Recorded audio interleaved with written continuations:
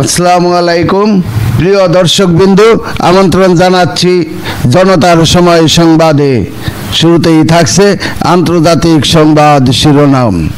ছত্তিশগড়ে সংঘর্ষে সেনাবাহিনীর এক সদস্য ও ৩০ মাওবাদী নিহত।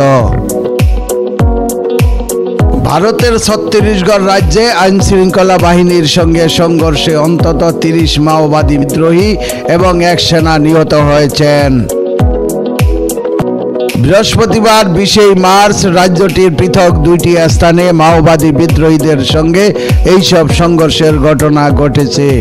পুলিশ বলেছে, বৃহস্পতিবার ছত্তিশগড়ের পৃথক দুইটি স্থানে মাওবাদী বিদ্রোহীদের সঙ্গে আইনশৃঙ্খলা বাহিনীর সংঘর্ষ হয়েছে। এতে আধা সামরিক বাহিনীর এক সেনা নিহত হয়েছেন। তাছাড়া অন্তত ৩০ মাওবাদী বিদ্রোহী নিহত হয়েছেন।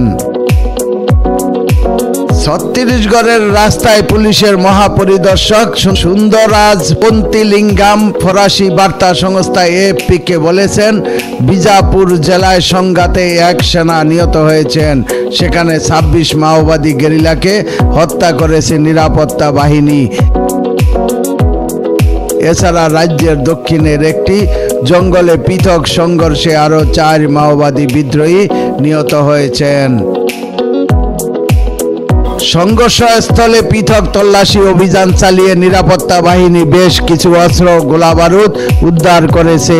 সামাজিক যোগাযোগ মাধ্যম এক্সে দেওয়া এক পোস্টে দেশটির স্বরাষ্ট্রমন্ত্রী অমিত শাহ বলেছেন, মোদী সরকার নকশালীদের বিরুদ্ধে নিষ্ঠুর দৃষ্টিভঙ্গি নিয়ে এগিয়ে এসেছে এবং যারা আত্মসমর্পণ করছে না তাদের বিরুদ্ধে জিরো টলারেন্স নীতি গ্রহণ করেছেন।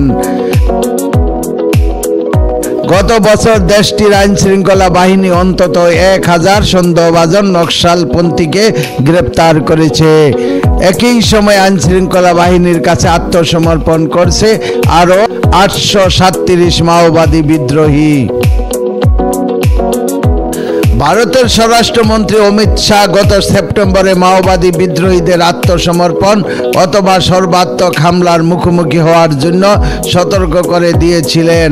ওই সময় তিনি বলেছিলেন, ক্ষমতাসীন বিজেপি সরকার ২০২৬ সালের প্রথম দিকেই মাওবাদী বিদ্রোহী দমনের আশা করছেন। প্রিয় দর্শকবৃন্দু, আজকের প্রতিবেদন এই পর্যন্তই শেষ করছি। আমি মনসুর রহমান পাশা, জনতার সময় টিভি।